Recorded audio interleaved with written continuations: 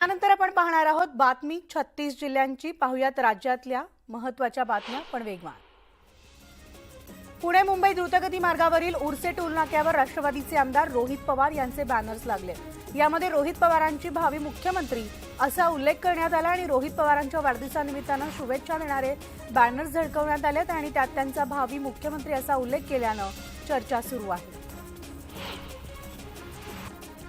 जळगाव जिल्हा दूध संघाची आज सभा होत असून या बैठकीमध्ये आमचे संचालक सत्ताधाऱ्यांना जाब विचारणार असल्याचे एकनाथ खडसे म्हणाले। आणि 7 वर्ष सातत्याने जिल्हा नफ्यामध्ये असणाऱ्या जिल्हा दूध संघाला 8 महिन्यातच 6,72,00,000 रुपयांचा तोटा झाला आणि हे सत्ताधारी संचालक मंडळाचं अपयश असल्याची टीका एकनाथ खडसे यांनी केली आहे।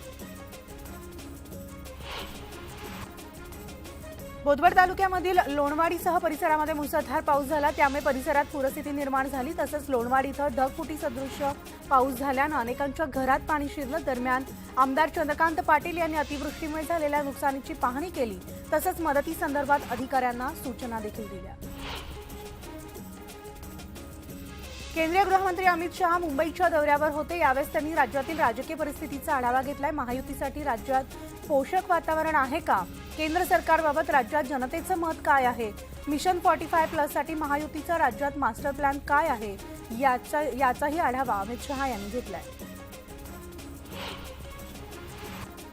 केंद्रीय गृहमंत्री अमित शहा मुंबई दौऱ्यावर असताना यावेळेस मुंबई विद्यापीठाच्या कार्यक्रमामध्ये बोलताना त्यांनी माजी RSS प्रचारक लक्ष्मणराव इनामदार यांच्या आठवणींना उजाळा दिलाय। लक्ष्मणराव पारसमणी होते असा गौरवोद्गार त्यांनी काढला आणि दरम्यान मुख्यमंत्री एकनाथ शिंदे यांनी देखील भाषण केले। तर मुख्यमंत्र्यांनी अमित शहांचं आणि त्यांनी घेतलेल्या निर्णयाचं कौतुक सुद्धा केलं।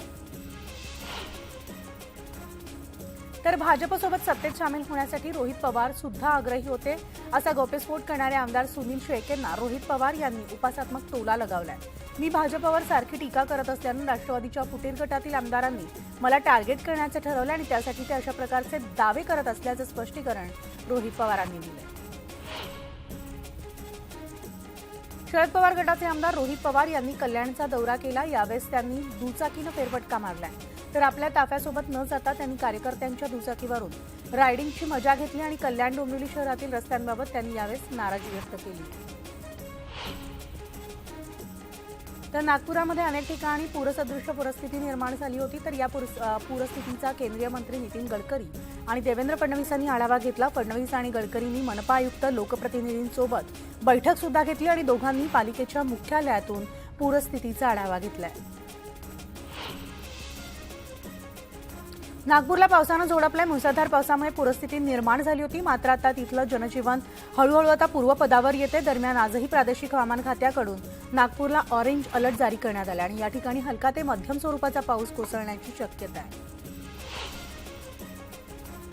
सिक्कीम ते मध्य महाराष्ट्र या भागावर तीव्र कमी दाबाचा पट्टा तयार झालेला असून त्यामुळे राज्यात गेल्या 24 तासात बहुतांश भागामध्ये मुसळधार ते अतिमुसळधार पावसानं हजेरी लावली आणि बुधवारपर्यंत संपूर्ण राज्याला येलो अलर्ट देण्यात आलाय। तर गोंदिया जिल्ह्यामध्ये गेल्या 4 दिवसांपासून मुसळधार पाऊस झाला, त्यामुळे आता धरणातील पाणीसाठ्यात वाढ झाली असून पुजारी टोला धरणाचा पाणीसाठा सुद्धा वाढलेला आहे। पाणी पातळी नियंत्रित राखण्यासाठी धरणाचे 6 दरवाजे उघडण्यात आलेत आणि धरणातून नदीपात्रात पाण्याचा विसर्ग केला जातोय आणि त्यामुळे आता वाघ नदी काठावरील गावांना सतर्कतेचा इशारा देण्यात आला आहे। गोंदियामधील नागपूर रायपूर महामार्गावर वाहतूक कोंडी झाली, तर 18 तासांपासून महामार्गावर वाहतूक कोंडी झाल्यानं वाहन चालकांना मनस्ताप सहन करावा लागलाय। तर देवरी तालुक्याच्या भरेगाव फाट्याजवळ उड्डाणपुलाच्या बांधकामामुळे मोठमोठे खड्डे सुद्धा पडलेत आणि त्यामुळे वाहतुकीला फटका बसलाय। तर कोकणातील 5 दिवसांच्या गणपती विसर्जनानंतर चाकरमान्यांचा परतीचा प्रवास आता सुरू झालाय। अशामध्ये कोकण रेल्वेचा भोंगळ कारभार पुन्हा एकदा समोर आलाय। कोकण रेल्वे मार्गावर धावणाऱ्या रेल्वे ह्या 3 ते 4 तास उशिरानं धावतात आणि त्यातच आता प्लॅटफॉर्म नंबर 2 वर येणारी रेल्वे अचानक प्लॅटफॉर्म नंबर 1 वर वळवण्यात आल्यामुळे प्रवाशांची धावपळ झाली आहे। तर नाशिक जिल्ह्यात कांदा प्रश्न चांगलाच पेटलाय। शेतकऱ्यांच्या आंदोलनानंतर व्यापारी संघटनांनी पुकारलेल्या बंदमुळे गेल्या 5 दिवसात लिलाव झालेले नाहीत आणि त्यामुळे मोठ्या प्रमाणात कांदा आवक रखडली आणि तब्बल 100 कोटी रुपयांवर उलाढाल ठप्प झाली आहे।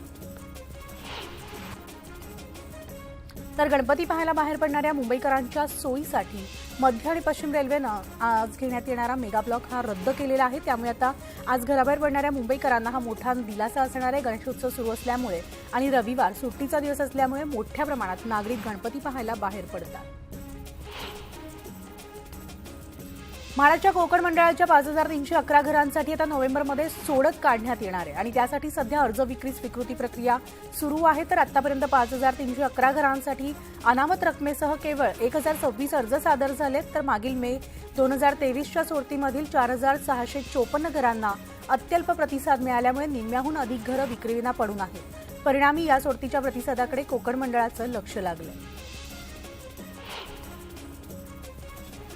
तर महाराष्ट्र राज्य रस्ते विकास महामंडळानं विरार अलिबाग बहुउद्देशीय मार्गिकेसह जालना नांदेड समृद्धी मार्ग आणि पुणे वर्तुळाकार रस्ता प्रकल्पासाठी एकत्रित 26 टप्प्यांमध्ये निविदा मागवल्या होत्या. तर या निविदेला 28 कंपन्यांनी प्रतिसाद दिलेला असून आता ऑक्टोबर अखेरीस प्रत्यक्ष बांधकामासाठी आर्थिक निविदा मागवण्याचा निर्णय MMRDCनं घेतलाय. डिसेंबरपर्यंत कंत्राट अंतिम करून नव्या वर्षाच्या सुरुवातीला या तिन्ही प्रकल्पांच्या कामाला सुरुवात करण्याचा MMRDCचा मानस आहे. लोकलसह मेल एक्सप्रेस गाड्यावर काम करणारे मोटरमॅन, लोकल पायलट आणि गार्डवर लक्ष ठेवण्यासाठी आता मोटरमनच्या केबिनमध्ये सीसीटीव्ही लावण्याचा निर्णय घेतला गेलाय.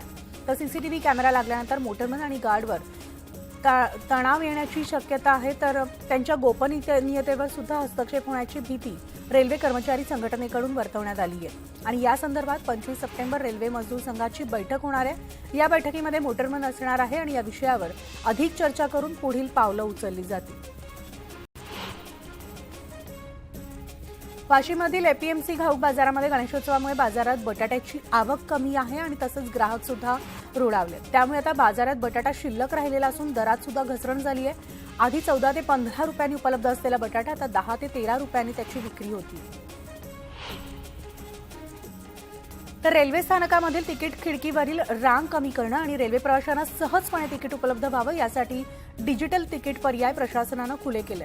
तर UTS मोबाईल ॲप, AVM आणि त्याचबरोबर JTBS अशा तिकीट पर्यायाला प्रवाशांची पसंती आहे. ऑगस्ट महिन्यामध्ये मध्य रेल्वेच्या 42.64% प्रवाशांनी डिजिटल तिकिटांच्या माध्यमानं हा प्रवास पूर्ण केला. ICC वर्ल्ड कप चषक क्रिकेटप्रेमींना पाहण्याची संधी मिळणार आहे कारण 26 सप्टेंबरला चषक पुण्यात आणला जाणार असून रॅली काढण्यात येणार आहे. चषकासोबत भारतीय क्रिकेट संघाकडून खेळलेले आजी-माजी खेळाडू या रॅलीमध्ये सहभागी होणार आहेत अशी माहिती महाराष्ट्र क्रिकेट असोसिएशनचे अध्यक्ष रोहित पवार यांनी दिली आहे.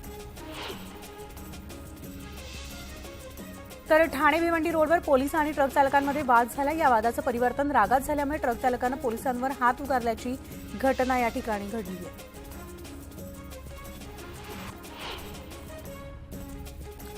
तर उल्हासनगरमध्ये सेंच्युरी रेवान कंपनीमध्ये झालेल्या भीषण स्फोटामध्ये 3 जणांचा मृत्यू झाला असून 1 जण बेपत्ता आहे. तर 6 जण या स्फोटात जखमी झालेत. नायट्रोजनच्या टँकरमध्ये कार्बन डायसल्फर हा वायू भरत असताना टँकरचा स्फोट होऊन ही दुर्घटना घडली आणि स्फोट इतका भीषण होता की आजूबाजूच्या परिसरामधील घरांना हादरे बसले.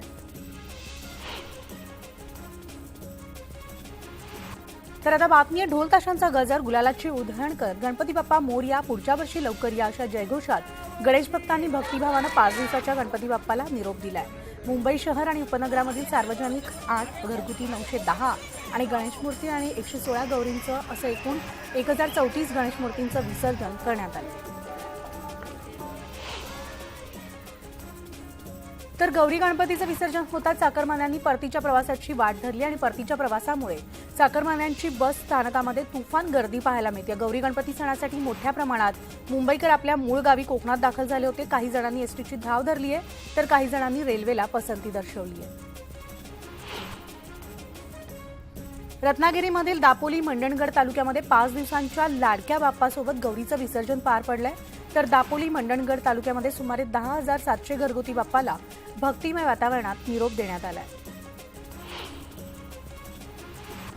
जळगावामधील 5 दिवसांच्या बाप्पाला वाजत गाजत निरोप देण्यात आलेला असून सार्वजनिक छोटे मंडळ तसंच घरगुती 5 दिवसांच्या बाप्पाचं जल्लोषात विसर्जन करण्यात आलं आणि मेहरून तलावावरील गणेश घाटावर मूर्ती विसर्जनाची व्यवस्था करण्यात आली होती.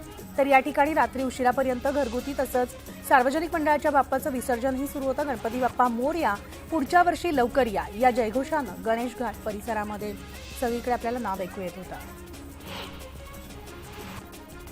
राष्ट्रवादीचे नेते एकनाथ खडसे यांच्या हस्ते जळगावामधील श्री गर्जना या सार्वजनिक गणेश मंडळामध्ये बाप्पाची आरती करण्यात आली। यावेळी सार्वजनिक गणेश मंडळाच्या पदाधिकाऱ्यांनी खडसे यांचा शाल श्रीफळ देऊन स्वागत केले। तर याप्रसंगी एकनाथ खडसे यांनी राज्यभरातील शेतकऱ्यांना तसंच सर्व जातीय धर्मीय पंथीयांना सुख समृद्धी लाभू दे अशी प्रार्थना बाप्पाकडे केली आहे। तर मुसळधार पावसामध्ये ढोलताशांच्या गजरात कल्याण डोंबिवलीमधील भाविकांनी 11,547 गौरी गणपतींचं विसर्जन केलंय आणि मुसळधार पाऊस थांबत नसल्यानं गणेश भक्तांनी संध्याकाळी भरपावसात वाजत गाजत गणपती विसर्जन मिरवणुकांना सुरुवात केली। रस्त्यावरती गणपती बाप्पा मोरयाचा जयघोष सुरू होता। तळ कोकणामध्ये गणपती उत्सव मोठ्या उत्साहात साजरा केला जातोय। तर कुडाळ तालुक्यामधील म्हाडाचीवाडी इथं एकाच कुटुंबामधील 52 चुलीचा असा 52 गोळ्यांचा गणपती प्रसिद्धीस आलेला पाहायला मिळतोय। 52 मातीच्या गोळ्यापासून हा गणपती बनवला जातो। तब्बल 1,500 ते 2,000 लोक एकत्र येऊन हा उत्सव साजरा करतात। तर लातूरच्या उदगीर तालुक्यामधील नागलगाव, सोमनाथपूर आणि त्याचबरोबर पिंपरी, अवलकोंडा, शिरोळ, जानापूर, कोळखेड, मुलापूर विविध ठिकाणच्या ग्रामीण भागामधील गणपती बाप्पांचं विसर्जन करण्यात आलंय। ढोल ताशांच्या गजरात वाजत गाजत भव्य मिरवणूक काढून गुलालाची उधळण करत बाप्पाचं जल्लोषात विसर्जन केलं गेलं। गणपती बाप्पा मोरया, पुढच्या वर्षी लवकर या जयघोषामध्ये ढोल ताशांच्या गजरामध्ये मावळामध्ये गणेश भक्तांनी मंगलमय वातावरणात बाप्पाला निरोप दिलाय। तर कार्ला, मळवली, भाजे, पाटण, बोरज, बेले या ग्रामीण भागामधील घरोघरी बसलेले गणराय हे बहुतांशी गौरी विसर्जनासोबतच त्यांना निरोप दिला जातो। तर केवळ भारतातच नाही तर परदेशात सुद्धा गणेशोत्सवाचा उत्साह दिसून येतोय। अमेरिकेमधल्या कोलंबस इंडियाना या शहरात गणेशोत्सव अगदी उत्साहात साजरा करण्यात आला आणि बाप्पाची आरती करत गणपती बाप्पा मोरयाचा गजर या ठिकाणी ऐकू आलाय। भारतीय बांधवांनी पारंपरिक वेशभूषा परिधान करत ढोल ताशांच्या गजरात बाप्पाला निरोप दिला। तर मुस्लिम आरक्षणाबाबत अजित पवारांनी आपली भूमिका आता स्पष्ट करावी अशी मागणी अंबादास दानवे यांनी केली। यावेळेस त्यांनी भाजपवर सुद्धा टीका केली आहे। भाजपमधील एका आमदाराच्या विधानामुळे त्यांच्या प्रदेशाध्यक्षांना माफी मागावी लागते, हे दुर्दैव असल्याचं ते म्हणाले। तर शिवसेनेमधील अपात्र आमदार प्रकरणाची सुनावणी ऑनलाईन लाईव्ह प्रक्षेपणाद्वारे महाराष्ट्राच्या जनतेपुढे करण्यात यावी अशी मागणी विरोधी पक्षनेते विजय वडेट्टीवारांनी केली आहे आणि यासंबंधीचं पत्र सुद्धा त्यांनी लिहिलंय। तर लोकशाही व्यवस्थेवरील लोकांचा विश्वास कायम ठेवण्यासाठी ही सुनावणी लाईव्ह करण्यात यावी अशी मागणी त्यांनी केली आहे। मराठा पक्षांच्या आणि मराठी पक्ष आणि त्याचबरोबर मराठी माणसाच्या विरोधात कट कारस्थान रचण्याचं काम भाजप करत आहे असा गंभीर आरोप राष्ट्रवादीच्या खासदार सुप्रिया सुळे यांनी केला आहे। आमची लढाई वैयक्तिक नाही, राष्ट्रवादी काँग्रेस पक्ष म्हणजे दादा आणि मी नाही, हा पक्ष असंख्य कार्यकर्त्यांनी उभा केलाय। माझं दादावरचं प्रेम आयुष्यभर कमी होणार नाही, पण ही लढाई आता वैयक्तिक नसून ती पक्षाची आणि विचारधारेची लढाई असल्याचं सुप्रिया सुळे म्हणाल्या। तर वर्ध्याच्या हिंगणघाट शहरामधील रस्ता काँक्रिटीकरणाच्या कामाचा शुभारंभ आमदार समीर कुणावार यांच्या हस्ते करण्यात आला आणि शहरामधील 19 प्रभागामधील 300 रस्त्यांचा यामध्ये समावेश असून त्यावर 50 कोटी रुपये खर्च करण्यात येणार आहे। तर 1.5 महिन्यांच्या विश्रांतीनंतर अहमदनगर जिल्ह्यामध्ये तुफान पाऊस झाला। शहरामधील रस्त्यांवर पाणी साचल्यामुळे शहरातील आणि महामार्गावरील वाहतूक विस्कळीत झाली आहे। हिंगोलीच्या वसमत तालुक्यामधील पांगरा, शिंदे, राजवाडी आणि त्याचबरोबर सिरळी परिसरामध्ये मुसळधार पाऊस झालाय। तर पावसामुळे नदी नाले दुथडी भरून वाहतात आणि सखल भागामध्ये पाणी साचल्यामुळे वाहतुकीचा अडथळा निर्माण होतोय। हवामान खात्यानं पुणे जिल्ह्याला येलो अलर्ट जारी केलाय। तर पिंपरी चिंचवड शहरामध्ये जोरदार पाऊस झाल्यामुळे नागरिकांची तारांबळ उडाली आहे। आकोडी प्राधिकरण परिसरामधील रस्त्यांवर 4 फुटांपर्यंत पाणी साचल्यामुळे वाहन चालकांना मोठी कसरत करावी लागतीये। तर जालना जिल्ह्यामधील अंबड तालुक्याला मुसळधार पावसानं झोडपलेला आहे आणि अंबडमधील सकलादी बाबा दर्ग्यामध्ये पावसाचं पाणी शिरले। पावसामुळे शहरातील रस्त्यांना नदीचं स्वरूप आलेलं असून घरांमध्ये पाणी शिरल्यामुळे नागरिकांची तारांबळ उडाली आहे। गणपती बाप्पाच्या आगमनानंतर राज्यामध्ये पुन्हा एकदा पाऊस सक्रिय झालाय। तर सध्या अनेक जिल्ह्यांमध्ये मुसळधार पाऊस कोसळतोय आणि पावसामुळे खरीप हंगामामधील पिकांना मोठा दिलासा मिळाला असून बळीराजा सुद्धा सुखावलाय। तर मुंबई, रायगड, जालना, छत्रपती संभाजीनगरमध्ये येत्या 2 ते 3 दिवसामध्ये मुसळधार पावसाची शक्यता पुणे वेधशाळेनं वर्तवली आहे। छत्रपती संभाजीनगरमध्ये वादळी वाऱ्यासह जोरदार पाऊस झालेला असून वादळी वाऱ्यामुळे रेल्वे स्टेशन रोडवर झाड कोसळल्यानं वाहतूक खोळंबली आहे। विदर्भात पावसाचा जोर वाढलाय। तर बुलढाणा जिल्ह्यामध्ये पुन्हा एकदा पावसानं जोरदार हजेरी लावली आहे। तर खामगाव आणि नांदुरा तालुक्याला पावसानं झोडपून काढलं आणि पावसाच्या आगमनामुळे आता शेतकरी सुखावलाय। बीड जिल्ह्यामध्ये जोरदार पाऊस बरसतोय। सलग तिसऱ्या दिवशी पावसाचं आगमन झाल्यामुळे शेतकऱ्यांनी समाधान व्यक्त केले। पावसामुळे आता पिकांना नवसंजीवनी मिळाली आहे। तर जालना जिल्ह्यामधील अंबड आणि परतूर तालुक्यामध्ये मुसळधार पावसानं हजेरी लावली। जिल्ह्यामधील जालना, जाफराबाद, भोकरदन आणि बदनापूरमध्ये पावसाच्या सरी कोसळल्यात, त्यामुळे आता शेतकऱ्यांनी समाधान व्यक्त केले। तर नागपूरमध्ये जोरदार पाऊस झाल्यामुळे पूरस्थिती निर्माण झाली असून आता पावसाचा जोर ओसरल्यानं पाण्याचा निचरा होतोय आणि दुसरीकडे गांधीनगर भागामधील नागरिकांच्या घरात पाणी शिरल्यामुळे घरांमध्ये गाळ साचलाय, तर सामानाचं देखील मोठं नुकसान झालंय। सोलापूर जिल्ह्यामध्ये एकीकडे दुष्काळजन्य परिस्थिती निर्माण झालेली असून दुसरीकडे टोमॅटोच्या दरात घसरण झाल्यानं शेतकरी हवालदिल झालाय। कृषी उत्पन्न बाजार समितीमध्ये टोमॅटोला 2 रुपये प्रति किलो दर मिळत असल्यानं शेतकऱ्यांनी नाराजी व्यक्त केली आहे।